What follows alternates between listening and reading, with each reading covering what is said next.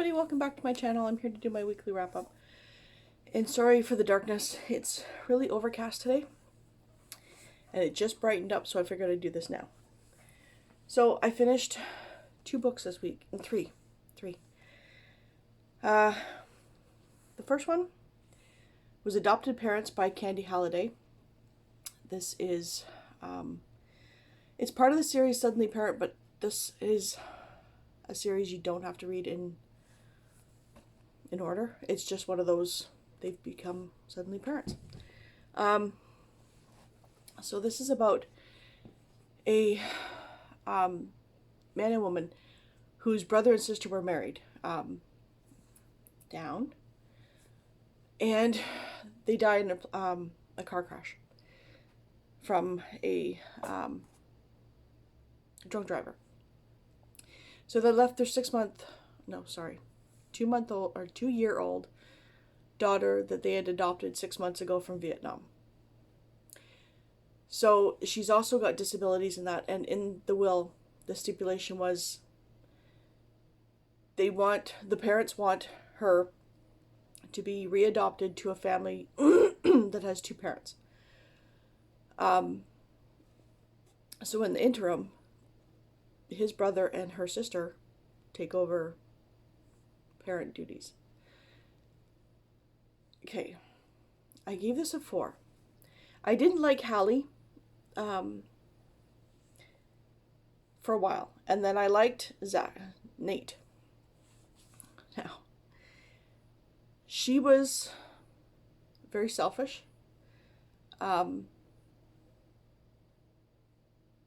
Okay, also, I know I'm all over the place. She wants, for the adoption, because the child is kind of disabled, she's not disabled physically, but because in Vietnam she was left in a crib, all they did was feed her and change her, and then they left her alone. So she has no interactions with humans until she's adopted, which is sad. But so she's got delayed. She's delayed in function, like speech and walking, and because she was left in a crib. So Hallie wants to stay in her life as her aunt, and wants the family that readopts her to agree to that. So that could work and that can't work. But while she's taking care of, what was her name? On. While she was taking care of On, she was being really selfish. Like, yes, I get she doesn't want to be a mom. That was her life decision, not to be a parent. She really liked On. She loved On. But she kept being selfish. But then I had to keep telling myself that's her life decision. This was thrust on her. She's allowed to be selfish. And then as the story progresses, you kind of really like her. The ending made it all worthwhile. But Nate, he really fell in love with On, and it was sweet. However, this is also a second chance romance, because when their respective siblings were getting together, they met, she had a crush on him, and he wanted nothing to do with her because the age difference, because they started working together as well. You come to find out things are different later on, but she thinks that he's going to keep going back to Afghanistan because he's a photojournalist.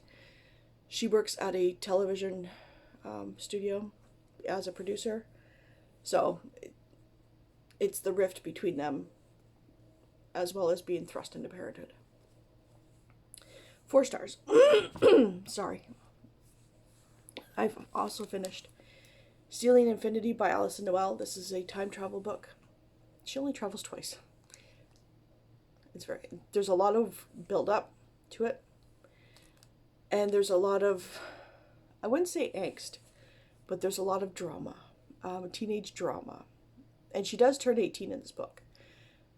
But you kind of don't know who to believe, who to trust. So I did like it. I gave it a 4. Um, they do time travel, and spoiler alert, they steal stuff like jewels and trinkets and stuff. But there's a whole backstory for what they're stealing otherwise.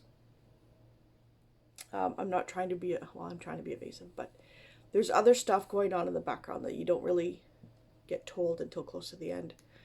Her father goes missing at the very beginning in the prologue, and she thinks he just up and left because she didn't know about this stuff, and it's, you know, it all ties in later. But her mom becomes depressed because her dad up and left, and they don't know what happened to him, where he went. He just disappeared one day. So her mom, Elodie, comes to her school and showers her with gifts and money, and she doesn't want to take it, but you know, she doesn't want to be considered a charity case. So then she goes to this club. It's called Arcana, and it has to do with tarot cards and numerology, but you don't need to know. It explains it as it goes, so you don't need to know numerology or tarot. And so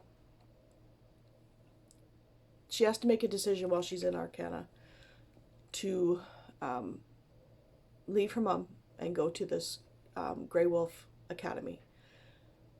And her mom signs her parental rights away to the head of the school. And it's not a normal school. It's a time travel school that you know, discover. Yeah, there's a couple of things at the end I'm like, oh, what? So yeah, I gave this a 4 as well. Elodie you don't like. And what is her name?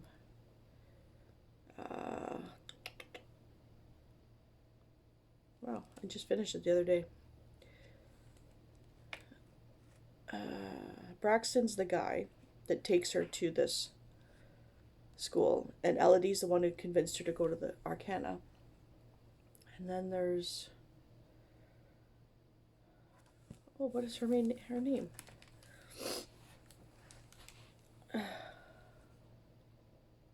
Huh. Natasha, that's what it was.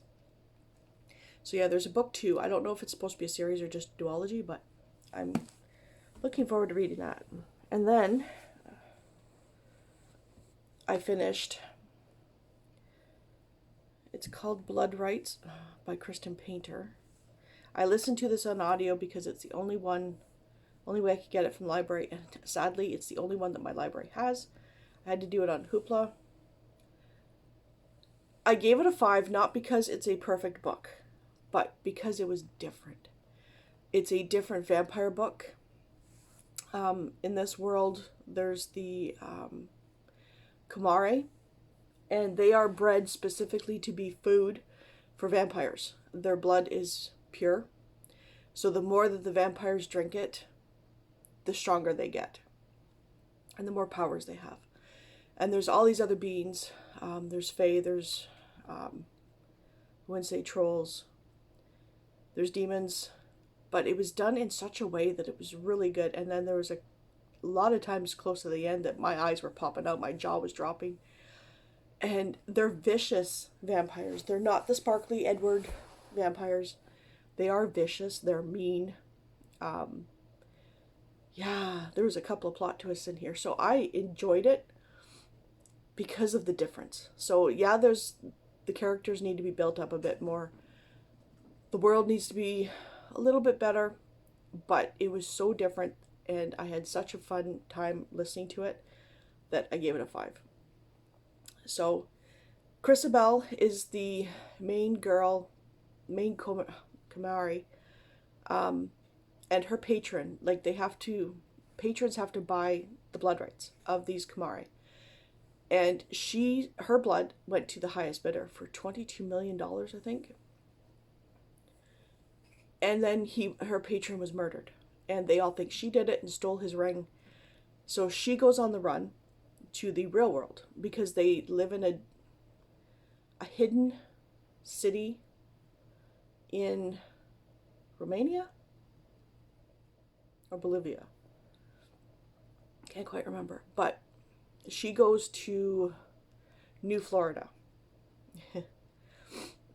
because the world is totally different. And it's also futuristic. It's 2067, I think, that this takes place in.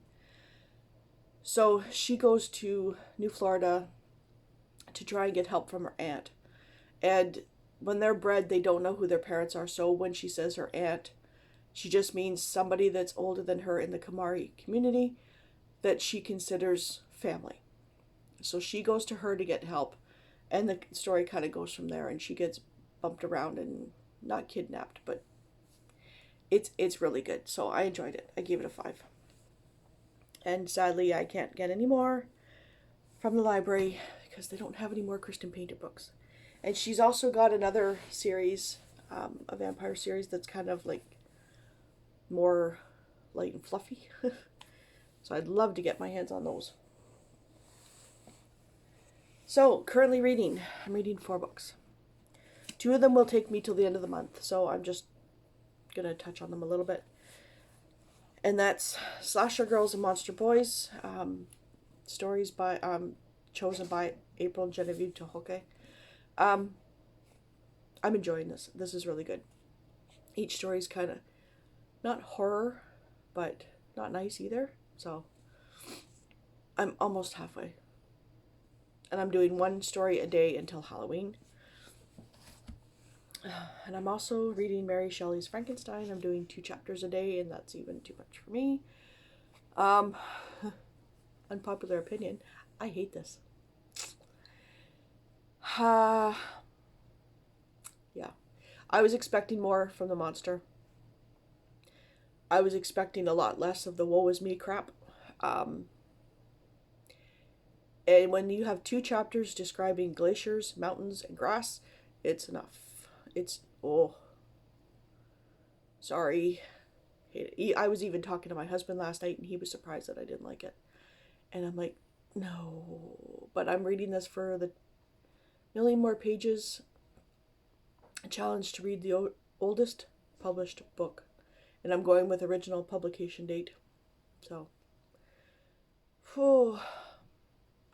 yeah. It's a struggle bus to read this. Thank God some of the chapters are short. So I might just try and get it done faster, but I'm hating this. I hate reading it. And then I'm reading Joanne Fluke, Lemon Meringue Pie Murder. It's book 4 in the Hannah Swenson series. A girl that works at the pharmacy sells her aunt's house that she inherited, and the day she's supposed to leave on a trip, her dream trip, she's found dead. The story goes on from there. The only thing I'm not liking about it is, yes, she's dating multiple men, or not multiple, 2 men. She's flitting back and forth between them. One day she's with Norman, the next day she's with Mike. And like, pick. I really don't like love triangles that much, even though I get a kick out of the Stephanie Plum series, and I know that drags on and on and on, so I'm pacing myself with those. But this one, it's just one, literally she's with Norman one day, and then the next she's with Mike, and whenever she's with either one of them, she's wanting to be with them, but then when she sees the other one, she's wanting to be with, pick already. And Norman is building a dream house that they had designed, and everybody thinks that they're getting married, and she's like, he hasn't asked me yet. And then she goes with Mike, and she's, all la-di-da with Mike, and it's annoying. And she's super naive. There's a girl that's got a tattoo, or her sister comes off the, they're picking her younger sister up, and she's got this tattoo on her, which is fake, you find out. But she's so naive that Mike had said, oh, I know somebody who's, has a tattoo like that. She's like, really? Okay, this was written in 2013? 2003. Tattoos are a thing. I have 4. Sorry, it's just the fact that she can't believe that people have tattoos in her city is just mind blowing to her. And I'm like, really? Okay. Yeah. So, anyways, I'm also reading The Accidental Countess by Valerie Bowman. It's book 2. Yeah, The Unexpected Duchess was the first one. Book 2 in the... Oh, I'm not sure if there's a title on this. I can't remember what the title was for this series.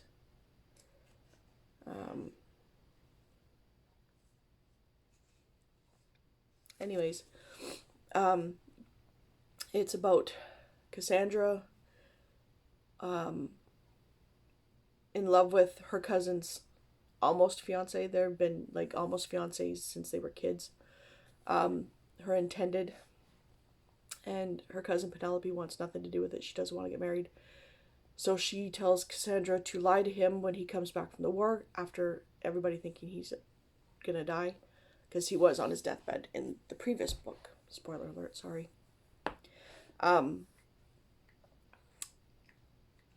So, what are you doing?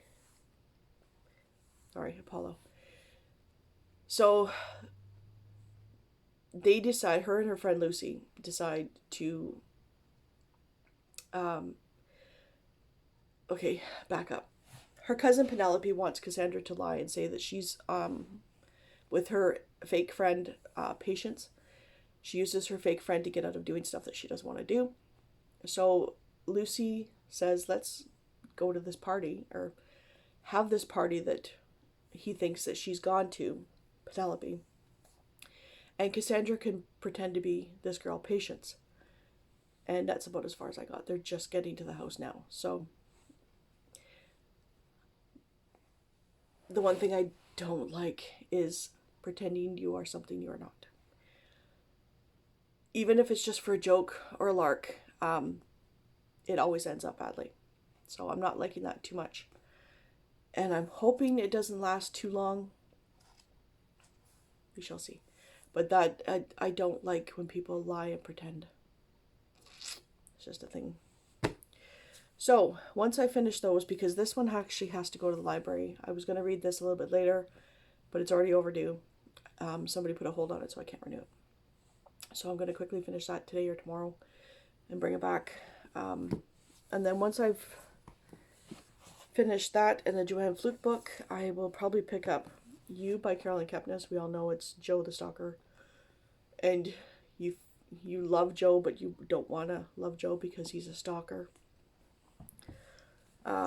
Aristotle and Dante Dive into the Waters of the World by Benjamin Alirezans. Book 2 in the Aristotle and Dante world. I'm not sure, but this one's about, like, I think they go on a trip. Something. The boys are determined to forge a path for themselves in a world that doesn't understand them. So I'm not sure exactly. I just saw it on the shelves. I didn't even realize there was a book 2. So I grabbed it. And it works for a challenge. So, and then I will probably pick up, for light and fluffy, Baby on Board. Well, not, it's part of a challenge, but Baby on Board by Lisa Ruff. It's an American romance, and it's Baby to Be series. Again, this is one of those series I think that they're just, babies coming in the world. So yeah, Kate Stevens needs a daddy for her baby to be. Candidates must be a dependable stay-at-home family men who don't rush off to sea every time the wind changes. Patrick Berzani need not apply. The adventure-loving sailor may be the baby's biological father, but he's far from daddy material. So it's, yeah, she got pregnant and doesn't want the daddy, but is probably going to get the daddy anyways. So that is my weekly wrap-up. Sorry about the unpopular opinion about Frankenstein, but it is what it is. Yeah. We shall see. I hear that a lot of people want more from the monster's point of view. Um, he makes it, there wasn't really much about him making it. It's just he made it, it came alive, and then he disappeared. And then he does all this nasty stuff, from what I hear. But Victor Frankenstein hates the monster. Bad parent, but anyways. So let me know if you've read any of these or if you agree with me on Frankenstein. Yeah, so don't forget to comment, like, and subscribe, and I will talk to you later.